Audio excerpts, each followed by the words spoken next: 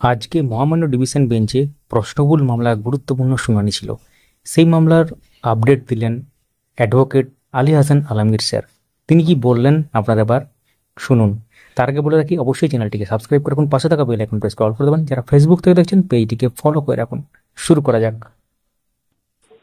হ্যাঁ স্যার, ওই প্রশ্নবহুল মামলার আপডেটটা একটু জানতে চেয়েছিলাম সংক্ষেপে। প্রশ্নমূলক মামলা যেটা 22 তারিখের আজকে ডিভিশন বেঞ্চে ছিল সেটা। হ্যাঁ হ্যাঁ হ্যাঁ, অ্যাকচুয়ালি ওটা 17 সাথে কি 22 একসাথে চলছে? 17 সাথে 22 একসাথে চলছিল। এবার আমরা আমাদের তরফে একটা চেষ্টা করা হলো যে 17টা ব্যাপার, 17তে কোনো সেরকম ঝামেলা নেই, কারণ 17 নিয়ে তো ওরা বলছে না যে ফার্দার এক্সপার্ট ওপিনিয়নের দরকার আছে, সেরকম তো কিছু বলছে না। তাহলে 17টাকে এটা সেগ্রিগেট করে 17 রিপোর্ট জমা দিয়ে দেয় সিঙ্গেল বেঞ্চে। আচ্ছা এটা বলা হলো, কিন্তু জজ সাহেব ঠিক মানে ওটা শেষের দিকে বলা হলো সেগ্রিগেশনের ব্যাপারটা। সেটা যাই হোক, সেরকম কোনো অর্ডার দেননি। আচ্ছা। আর যেটা হলো আলটিমেটলি মামলাতে, সেটা হচ্ছে যে ওরা একটা অ্যাপ্লিকেশন করেছিল, সেটা আপনারা জানেন। হ্যাঁ হ্যাঁ হ্যাঁ। সেই অ্যাপ্লিকেশনে ওদের প্রেয়ার ছিল হচ্ছে ওরা যে এক্সপার্ট কমিটি ফর্ম করেছিল 3টে জায়গা থেকে এক্সপার্ট নিয়ে, সেই এক্সপার্টরা বেশিরভাগ প্রশ্নের উত্তর বেছে নিলেও কিছু প্রশ্ন, যেটা হচ্ছে আপনার ম্যাথামেটিক্স পেডাগোগি আর ইংলিশ পেডাগোগি, হুম হুম হুম। এই প্রশ্নগুলোর উত্তর ওরা এখনো পর্যন্ত ঐক্যমতে পৌঁছতে পারেনি। এরকম 7খানা প্রশ্ন, আচ্ছা সেগুলোর জন্য ওরা ফার্দার এক্সপার্ট চেয়েছিল, মানে ওদের টিমে আরো এক্সপার্ট দেওয়া হোক। আচ্ছা সেইটাকে অপোজ করে আমরা অ্যাপ্লিকেশন করেছিলাম। এবার ওগুলো একসাথে সব শুনানি হলো। আর তাতে করে কোর্ট প্রথম পার্টে কি করলো, কোর্ট প্রথম পার্টে মডিফাই করে দিল, যে বললো আমি তাহলে আমাদের পছন্দ মতো এক্সপার্ট দিচ্ছি, যে যাদবপুর ইউনিভার্সিটিকে রাখলো বিশ্বভারতীকে সরিয়ে, আর ক্যালকাটা ইউনিভার্সিটিকে রাখলো, যদিও ক্যালকাটা ইউনিভার্সিটি আগের বারও ছিল।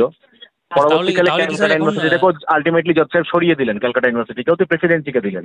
আচ্ছা তাহলে থাকলো হচ্ছে ক্যালকাটার বদলে প্রেসিডেন্সি, আর যাদবপুর থাকলো হচ্ছে বিশ্বভারতীর বদলে। আর বোর্ড থাকবে? এইবার বোর্ডের থাকা না থাকা নিয়ে একটা ব্যাপার, যেটা কারণ আমরা বারবার করে বোর্ডের থাকার ব্যাপারে আগেও আপত্তি তুলেছি, যদিও সেটা সে আপত্তি থেকেনি, কারণ বোর্ড আগে ছিল 23/8/2024 অর্ডারে। সেটা নিয়ে আমরা আবার আপত্তি তুললাম যে বোর্ডকে বাদ দেওয়া হোক। জজ সাহেবও সেই অর্ডারে দিলেন, খালি দুটো এক্সপার্ট, মানে এই যে যাদবপুর ইউনিভার্সিটি আর প্রেসিডেন্সি থাকলো, বোর্ডের কেউ থাকলো না। বোর্ড খালি ব্যাপারটাকে অর্গানাইজ করবে, এরকম যে এদের কমিটি মিটিং করানো, এইসব ইত্যাদি ইত্যাদি। কিন্তু আলটিমেটলি যখন মামলাটা মানে বোর্ড প্রবল আপত্তি হলো, যে আমরা যেটা মেন অর্ডার, যে অর্ডারটা অ্যাপিল হয়েছিল এবং যে অর্ডারটা সুপ্রিম কোর্টেও চ্যালেঞ্জ হয়েছিল, হুম হুম। সুপ্রিম কোর্ট সেটাতে ইন্টারফেয়ার করেনি, কারণ সেই এসএলপি গুলো উইথড্র করতে হয়েছিল।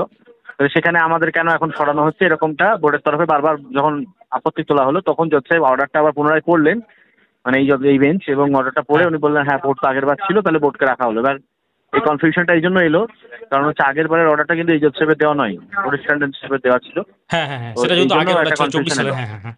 হ্যাঁ হ্যাঁ, তো এবার জজ সাহেব রাখলেন, মোট কথা বোর্ড থেকে একটা এক্সপার্ট, সাবজেক্ট ভিত্তিক এক্সপার্ট যেগুলো, আর যাদবপুর থেকে আর প্রেসিডেন্সি থেকে, এই আচ্ছা রকম করে কমিটি ফর্ম করবে। দিন 15-র মধ্যে মিটিং হবে এবং 3 সপ্তাহের মধ্যে রিপোর্ট দেবে, মানে একটা টাইম বাউন্ড একটা অর্ডার হলো। এটা একটা ভালো হলো, কারণ আগের অর্ডারে কোনো টাইমের লিমিটেশন ছিল না বলে বহুদিন এতেই চলে গেছিল আমাদের। হ্যাঁ হ্যাঁ এবার হ্যাঁ। এক্সপার্টের মানে বেশিরভাগ এক্সপার্টের পার্টটা চেঞ্জ হয়ে গেলো, যদিও বোর্ড থেকে গেল। এটা বোর্ড না থাকলে আমরা খুশি তো অবশ্যই হতাম, কিন্তু তাও ওই 3টে জায়গা থেকে এক্সপার্ট এবার রিপোর্ট দেবে সিঙ্গেল বেঞ্চকে। মামলা এখানে ডিভিশন বেঞ্চ আর পেন্ডিং রইলো না, এই অ্যাপ্লিকেশনগুলো ডিসপোজ অফ হয়ে গেল। আচ্ছা, সিঙ্গেল বেঞ্চে এটা মামলাটা ওই মোটামুটি টাইম যে দেওয়া আছে তার মধ্যে ইয়ে করে আর কি হ্যাঁ হ্যাঁ হ্যাঁ, এই টাইমটা যেটা দেওয়া আছে, এই রিপোর্টটা চলে এলে মেনশন করবে। এবার এই টাইমটা যদি পেরিয়ে যায়, তাহলে আমরাই মেনশন করবো যে কেন হচ্ছে না রিপোর্ট। হ্যাঁ সেটা তো অবশ্যই। আর এই এবার অর্ডারটা আমরা পাই রাতে, কারণ অর্ডারটা দেখে তারপরে আমরা সেভাবে চিন্তা ভাবনা করবো। আচ্ছা আচ্ছা আচ্ছা। আর ওই মেন কি ওই 5-6টা কোশ্চেন নিয়েই পুরো ব্যাপারটা চলছে, 6 থেকে 7টা নাকি বলে? 7খানা প্রশ্ন নিয়ে, মেন হচ্ছে 7খানা প্রশ্ন নিয়ে। আচ্ছা আচ্ছা আচ্ছা আচ্ছা। আর বাকি কোনো কিছু নিয়ে সমস্যা নেই, আর বাকিগুলোর হয়ে গেছে বলছে ওরা। হ্যাঁ যদিও হ্যাঁ সেই রেজলিউশন ওরা রেজলিউশন দিয়েছে, কিন্তু সেই ওপিনিয়ন দেয়নি। সেটা এখানে দেওয়ার কথাও নয়, সেটা সিঙ্গেল বেঞ্চেই দেবে। হুম হুম, হুম।